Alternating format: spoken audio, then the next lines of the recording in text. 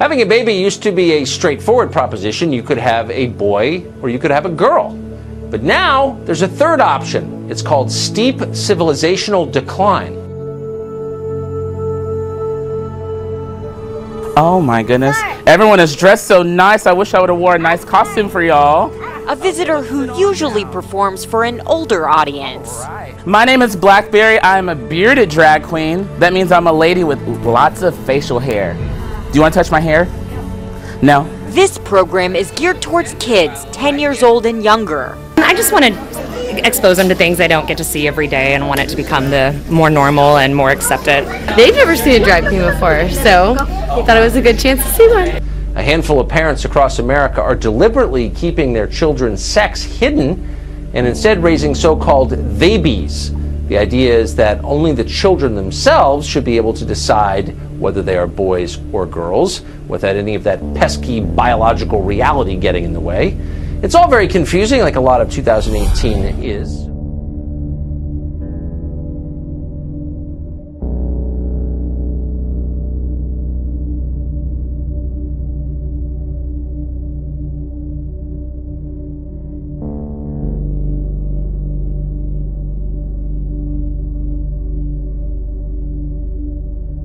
Let me hear my cats.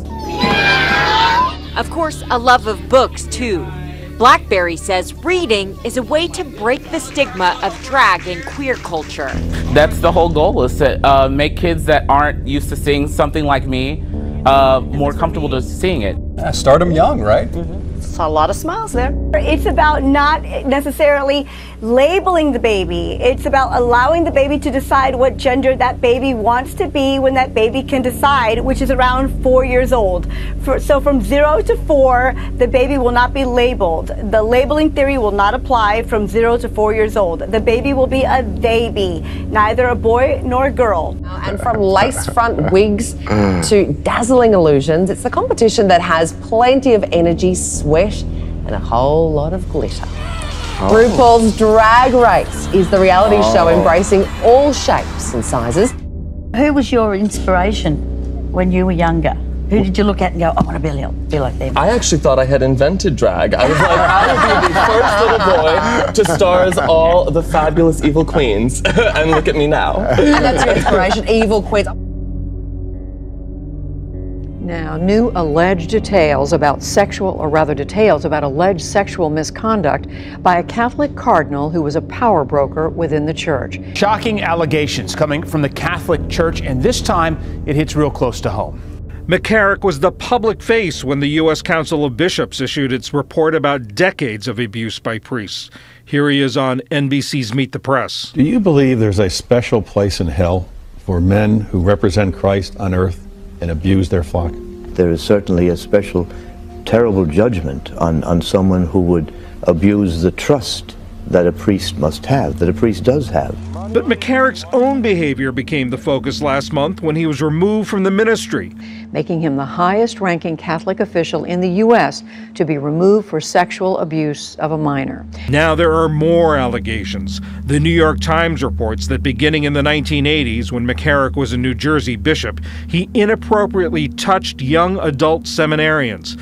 The newspaper said church officials knew of the allegations as he rose in the hierarchy. McCarrick declined to comment to the Times. A new investigation finds other offenses, and church officials allegedly covered them up for decades. With holy oil you will relieve and console the sick. Cardinal Theodore McCarrick was long one of the most recognized faces of the U.S. Catholic Church. McCarrick became an influential voice at the Vatican and was among the cardinals who elected Pope Benedict XVI. In the early 2000s, Pope John Paul II asked him to help manage the devastating sexual abuse crisis.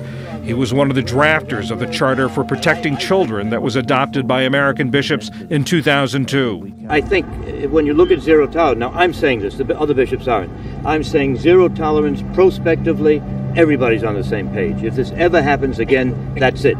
Father, I think one of the reasons why so many people are surprised by these allegations is that he was so out front on the abuse scandal against children, and yet this was going on, or at least the allegations were there against him. I read an interesting article from Teen Vogue. By the way, I don't subscribe to Teen Vogue, I want you to know. And I hope you don't either. And I hope your children don't. And you'll understand why I say that when you hear what they had in this article. It was an op-ed, and it's an article about some activists who want to use art, quote, to raise awareness about the erosion of reproductive rights. But their emphasis is on humor, and their message is, yes, abortion can be funny. Really?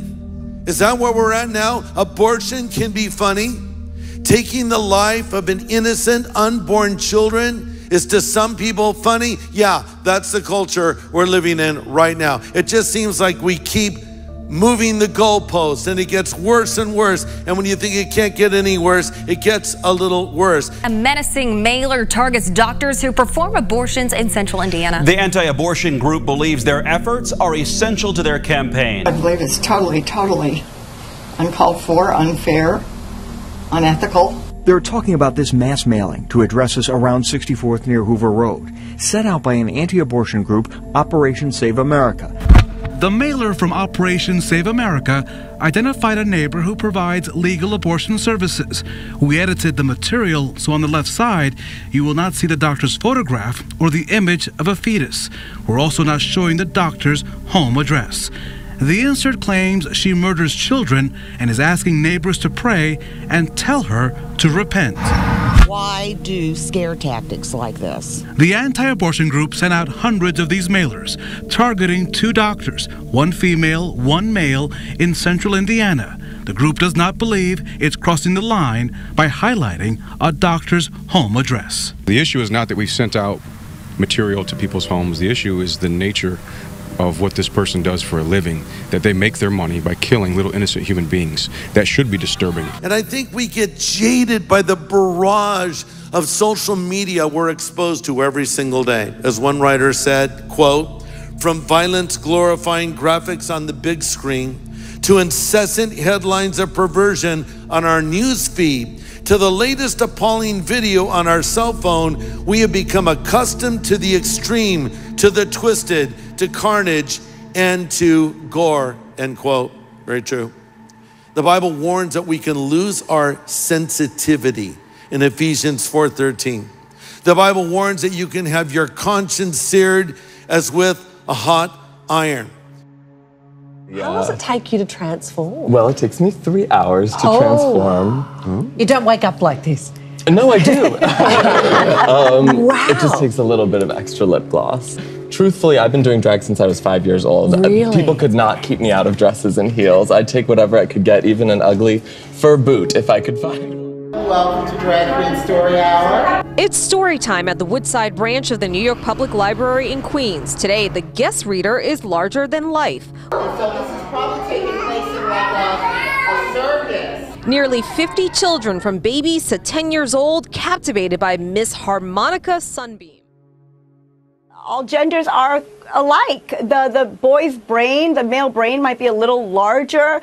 The female's language might be a little bit more advanced. Okay, no maybe, sexism on my show. Hold on, whoa, slow down. No, here you're out there like they say maybe boys' those brains are true. larger, and I just want to say that kind of toxic masculinity has no place on this program. Sorry, thank you very much. but that's all they can think of. The bottom line is. Yeah, all they can think of, like difference in brain size, difference in genitalia, difference in bone structure, just minor things like just minor things like that. Not perhaps, like factually. So those are not minor things; those are definitive things. Minor. So, like, why would you not tell your kids about that? You know, at some point they're going to drop trow and look down and say, "Wait, we look different." And you're going to be like, "No, you don't. You're exactly the same." And that's lying. Who cares about the genitalia? Who cares? May I just suggest why? And this isn't just my opinion, but the opinion of every person who's ever lived going back, let's just say 10,000 years for the sake of neatness. Because men and women are completely different in key ways. Babies? Can we not say that anymore? Babies are different. Babies aren't different. They're little human beings, and there's really not much of a difference between different genders. No. There is no difference, and men and women, we would say, are equal. I'm trying to laugh so I don't cry.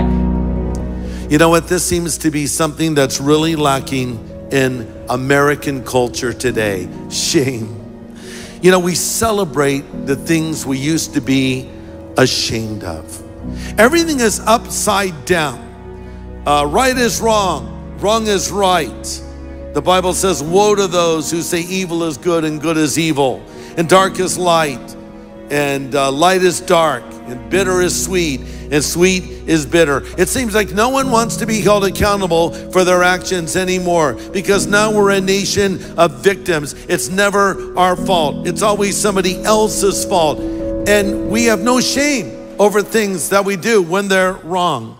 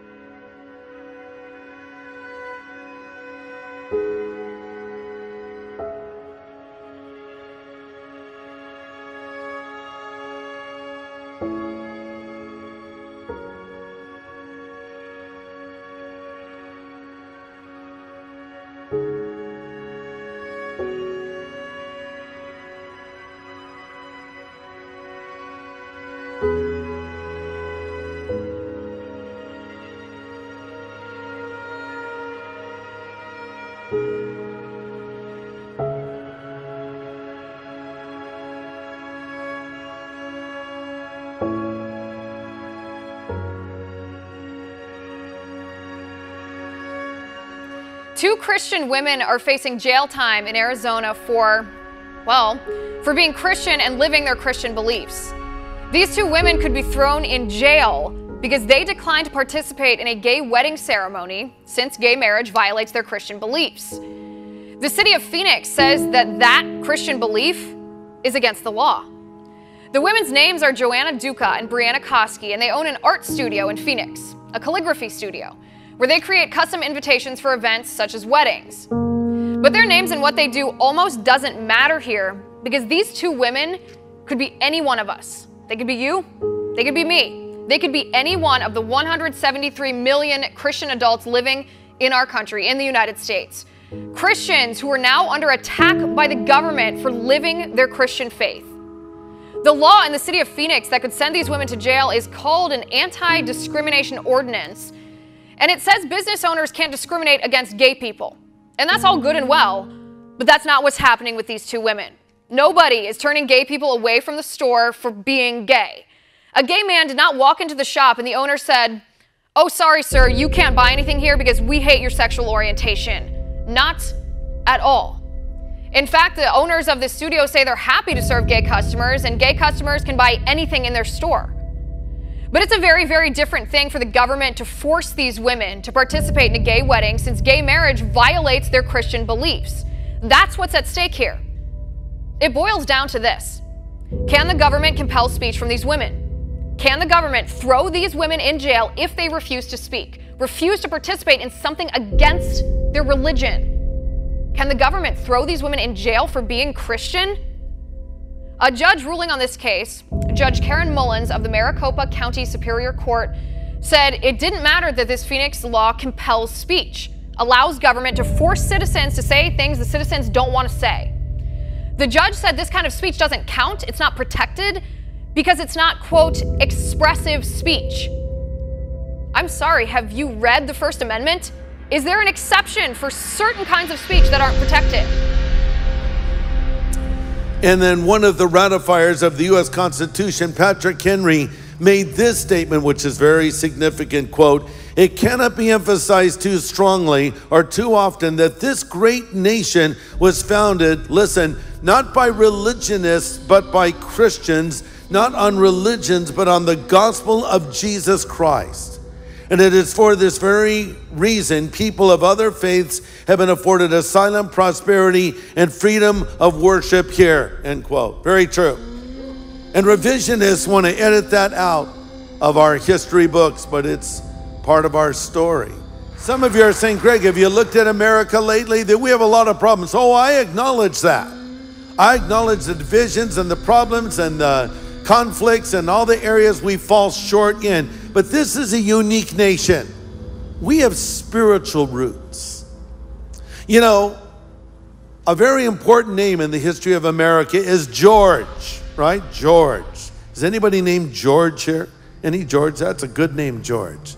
Now you're immediately thinking of George Washington, and he was our founding father, and we named the nation's capital after him. But I'm not talking at this moment about George Washington. I'm talking about our spiritual founding father, George Whitefield. Ever heard of him?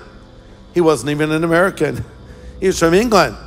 And George Whitefield was a great evangelist. So he came over to our shores and preached to the colonists, and many of them came to Christ. In fact, 80% of the people living in the colonies at that time heard George Whitefield preach in person, including Benjamin Franklin. Sometimes as many as 40,000 people would come to hear George Whitefield preach. And thousands of people came to Christ, and a spiritual awakening spread across America. So while France was having a revolution, we were having a spiritual revival. And it was in that soil that the seeds of this experiment, this new concept of a nation was born. One nation under God, indivisible, with liberty and justice for all. That we say even in our Declaration of Independence, we've been endowed by our Creator with certain inalienable rights. Among these are life, liberty, and the pursuit of happiness. And we would not be ruled by a monarch on a throne. We would have representatives who would go into our capital and speak for us. And with all of the flaws of our system, and there are many, this amazing thing has worked. And America was born.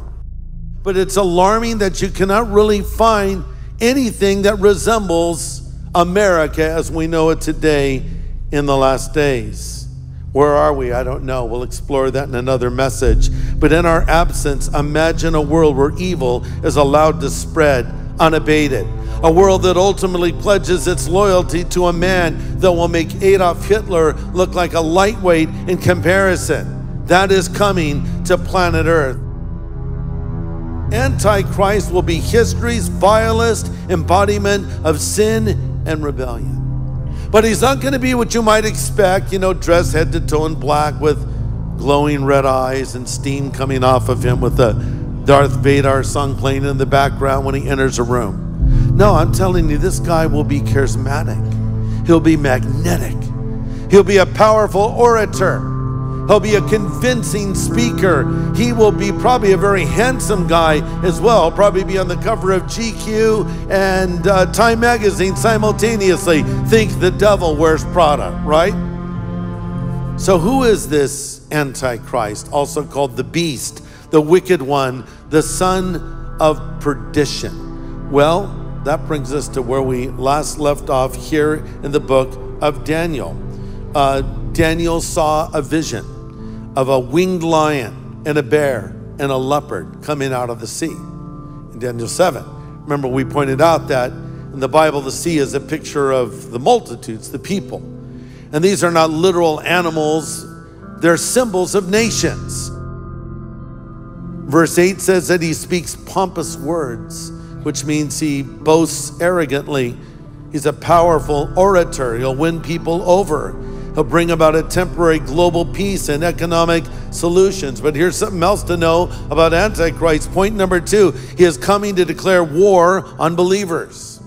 But over in 2 Thessalonians 2:7, it says, the mystery of lawlessness is already at work, and now he who restrains will continue to do so until he is taken out of the way.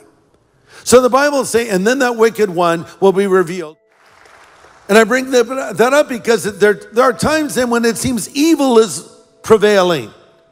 It seems like darkness is winning and we're losing. Well, it does seem that way at times. But I've read the last page of the Bible. I'm telling you, we win in the end.